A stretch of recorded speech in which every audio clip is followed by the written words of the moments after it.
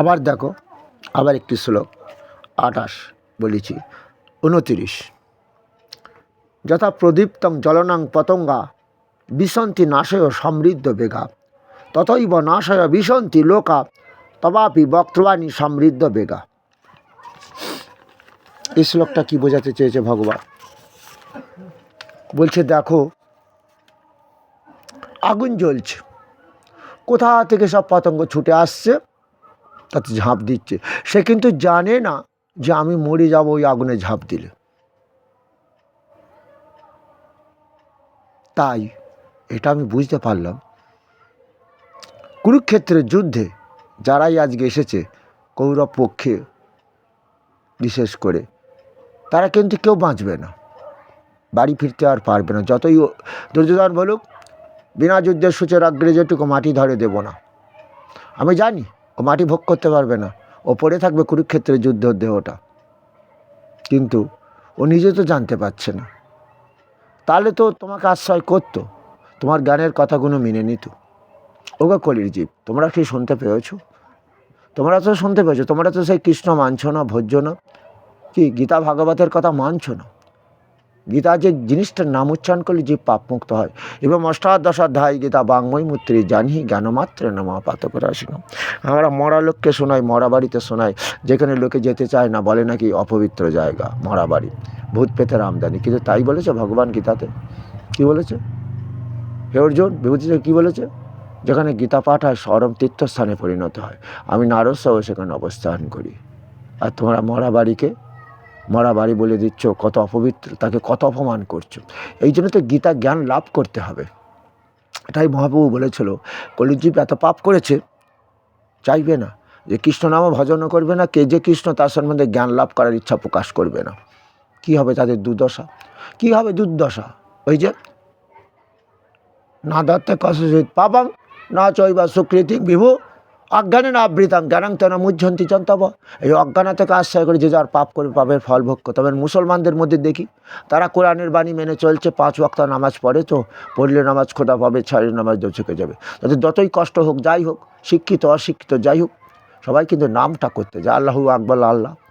তা তোমার এতে যদি যদি তোমরা গীতা পড়তে না পারো সংস্কৃত ভাষা, তবুও তো কৃষ্ণ ভজন করতে পারবে দেহে, সেটা তো আর কঠিন নয়। আল্লাহু আকবার আল্লাহ বলা যেমন সহজ, আর হরে কৃষ্ণ কৃষ্ণ কৃষ্ণ হরে হরে হরে রাম রাম রাম রাম হরে হরে। এটা তো কঠিন নয়, সহজ তো। এটাও ভজনে বলতে পারবে না? ভগবান বলল তোমরা বলবে কাজের ঠেলায় পারি না, বলে রাত্র দিন নামলাই খাইতে সইতে। এ কথাটা কেন বলেছে বুঝতে পেরেছো? আজ এই কুরুক্ষেত্রের যুদ্ধে যারাই মারা গেছে তারা কিন্তু সব স্বর্গলাভ করেছে, যতই দেহ দিয়ে পাপ করুক। কেন জানো? কৃষ্ণ দর্শন করতে করতে তাদের মৃত্যু হয়েছে, কৃষ্ণ চিন্তা করতে করতে মৃত্যু হয়েছে। যেটা গীতাতে বলেছিল, অন্তকালে চ মামেব শরণ মুক্তা কলেবরম য প্রাতি সমদ্ভাবম জাতি নাস্তত্র সংশয়। এতে কোনো সংশয় নেই, মৃত্যুকালে যদি কেউ আমাকে স্মরণ করতে করতে দেহ ত্যাগ করে অর্জুন, মৃত্যুর পর ওই ব্যক্তি দেহ পাপমুক্ত এবার বৈকুণ্ঠ লাভ করবে আত্মা। এটাও চেয়েছিলেন, তাই বলেছিলেন রাত্র দিন নামলাই খাইতে শুইতে। আমরা কি করি? খাইতে খেতে খেতে, শুতে শুতে। কোনো ধর্ম করি? মা লক্ষ্মীর পুজো করি, মা কালীর পুজো করি, খেতে খেতে শুতে। সেগুলো তো না খেয়ে থেকে পুজো করতে হয়। শুনতে পেয়েছ? আর এই করুণার সিন্ধু দিনের বন্ধু জানেন মানুষের খেতে খেতে শুতে শুতে মৃত্যু হবে। হ্যাঁ, পুজো করে এলো ঠাকুর ঘর থেকে বার হলো, ঘন্টা 5 পরে হয়তো মারা গেছে। কিন্তু ঠাকুরের চিন্তা সে করতে পারছে না, কারণ এই সংসারে ঠাকুর পুজো করার পর সংসারে তো মন দিয়েছে, ছেলে মেয়ে ধন দৌলত ইত্যাদিতে মন দিয়েছে। কিন্তু কিন্তু ভগবান কি বলেছে দেখো তো, জং জং বাপি শরণ ভাবাং চতন্তে কলিবরম তং তমে বৈতি কন্তে শতত ভবভাবিত। মৃত্যুকালে জীব যাহাই চিন্তা করিতে করিতে দেহ ত্যাগ করবে, মৃত্যুর পর সেই ভাব নিয়ে জন্মাবে। তাহলে তুমি কত ভাগ্যবান। হ্যাঁ, কি কেন জানো? ওই যে ভগবানের নাম স্মরণ করতে করতে হয়তো খেতে খেতে তোমার স্ট্রোক হয়ে গেল, গ্যাস হয়ে গেছে, এতে তো মানুষ বেশি মরছে দেখতে পাচ্ছি। রাত্রে শুয়ে আছো, ঘুমের ঘরে স্ট্রোক হয়ে গেল। যা শোয়ার সময় মৃত্যুর পর যে হরিনাম সঙ্গে দিচ্ছে, মরা বাবাকে যে গীতা পাঠ শোনানো হচ্ছে, একটু ফোনটা চালিয়ে দাও। গোরাচাঁদ গোস্বামী অনেক গীতার শ্লোক ছেড়েছে, জানি না কবে তোমাদের কাছে পৌঁছাবে, পৌঁছাচ্ছে, ভিউজ আসছে দেখছি। আমি এটাই চেয়েছিলাম। তা বলে আমি বলবো না অন্য কোনো পাঠকের গীতাও তো এতে আছে, সেগুলো চালিয়ে দিতে পারো। কারণ ওই যে ভগবান বলেছিল যে অন্তকালে চ মামেব শরণ মুক্তা কলেবরম য প্রয়াতি স মদ্ভবম জাতি নাস্তত্র সংশয়। এটাও করো অন্তত তোমরা। খেতে খেতে গুনগুন করে, শুতে শুতে গুনগুন করে গান গাও। হ্যাঁ, তাহলে সেই হরিনাম, হ্যাঁ কি, হরে কৃষ্ণ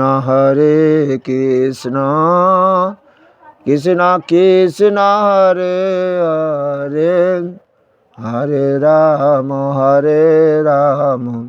রাম রাম হরে হরে। আমি হরণ করব তোমাদের পাপ। রাধা নাম বদন দিয়ে এত বলা সহজ নয়, রাধারাম বদন দিয়ে বলে যাচ্ছ, সত্য কথা। কিন্তু কি জানো, ও দেহ পাপের দেহ, রাধারানী কৃপা করবে কি করে তোমাকে? কারণ তোমার মাও তো সেই রাধারানীর অংশ। তোমার কাকিমা, জেঠিমা, বড় মা, তারা কি রাধারানীর অংশ নয়? বৈষ্ণবরা তাই তো লেখা আছে শ্রীকৃষ্ণের সন্তান আমরা, তাই জন্য নামের আগে শ্রী। মাতা রাধারানীর সন্তান, আজকে তাই মায়েদের নামের আগে শ্রীমতী থাকে। এটা কেন ভুলে যাচ্ছ? আমি কোনো এই যে অনুকূল ঠাকুরের হয়তো বিরুদ্ধে আমি কিছু কিছু কথা বলছি, এটা আমি বলছি না, আমাকে বলতে বাধ্য হয়েছে। আজকে যদি ভারতবর্ষে 100 কোটিও এই বৈষ্ণব থাকতো, এই কলির প্রভাব বিস্তার লাভ করতে পারতো না।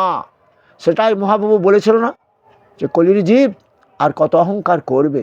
হ্যাঁ, আমি যে বললাম, কি বললাম, হরের নাম হরের নাম কই বলম কলৌ নাস্তে বা গতিনাথ, কথাটা বুঝলে না?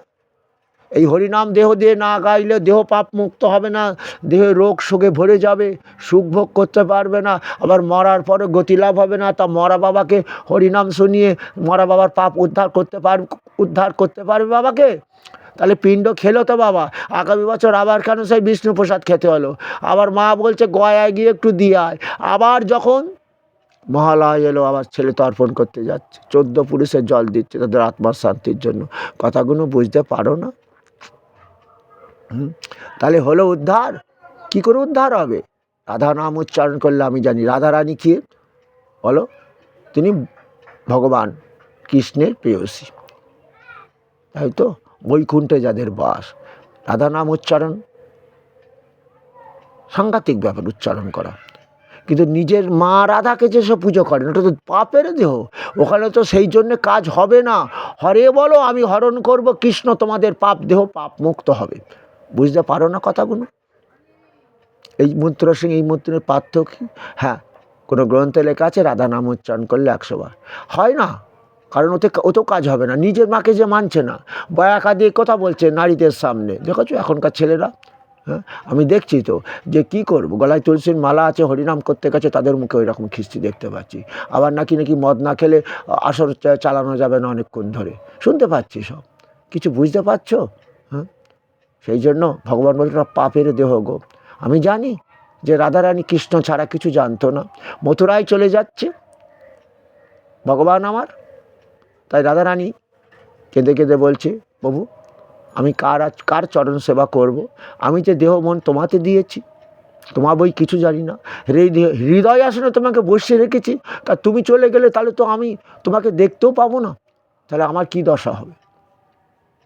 তখন 33 কোটি দেবতা বলেছিল, মাগো আজকে তুমি রাধারানী, তুমি কৃপা করো, আজকে তুমি আমাদের প্রভু, আমাদের কৃষ্ণ পিতা, তুমি মাতা, তুমি জগৎ স্রষ্টাকর্তা, নারী ছাড়া তো জগৎ সৃষ্টি হয় না, তুমি সেই মা। 33 কোটিতে বললো, মা আমাদের কৃপা করো, প্রভুকে যেতে দাও মথুরায়। প্রভু যে এসেছে পরিত্রাণ সাধনাম বিনাশায় চ দুষ্কৃতাম ধর্ম সংস্থাপনার্থায় সম্ভবামি যুগে যুগে, যে প্রভু এসেছে আজকে ধর্মরাজ্য স্থাপন করবেন, পাপীদের বিনাশ করবেন। তাই মাতা রাধারানী বললেন, ঠিক আছে, জগতের পরম মঙ্গলের জন্য তোমাকে আমি ছেড়ে দিলাম, যাও মথুরায় চলে যাও। তবে আমাকে একটু আশীর্বাদ করে যাও, মৃত্যুর আগে যেন তোমার সঙ্গে একটু সাক্ষাৎ করতে পারি। ঠিক আছে। আর কি বললেন, এই হৃদয় আসনে যে কৃষ্ণ নামটা পেতে রেখেছি, গেঁথে রেখেছি, এই যেন ওটা মুছে না যায়। হরে কৃষ্ণ। তোমরা কি বুঝতে পেরেছ? হৃদয় আসন, সেই হৃদয়ে রয়েছেন কে? কে রয়েছেন? সর্বস্ব চাহং দিদি সন্নিবিষ্ট মত্ত স্মৃতি জ্ঞানম পহঞ্চ বেদৈস্য সর্বরহমেব বেদ্য বেদান্ত কৃদ বেদে বিদেব চাহম। আমি কৃষ্ণ সমস্ত জীবের হৃদয়ে আছি, আত্মা বা জীবন রূপে। শুনতে পেয়েছ? তাদের স্মৃতি শক্তি জ্ঞান আমি দিয়েছি। তাহলে কৃষ্ণ ভজন করলে নিশ্চয়ই মন প্রাণ দিয়ে সেই কৃষ্ণ নাম ভজন করতে পারবো, গীতা ভাগবত জ্ঞানের কথা মনে রাখতে পারবো, আরেকজনকে বলতে পারবো। এটাই তো আমরা বৈষ্ণব। তিনদপি সুনিচেন তরুরিব সংশ্রুনা অমামেনা মানা দেন সদা কীর্তনীয়। কে মান দিচ্ছে না? কান দিলে হবে না, খিস্তি দেবে, কিন্তু কান দিলে হবে না, নাম বিলাতে হবে। বেড়েছ কলসির কানা, তাই বলে কি প্রেম দেবো না? আইরে মাথায় আমার বুকি আয়, এটাই তো বৈষ্ণবের চরিত্র হবে।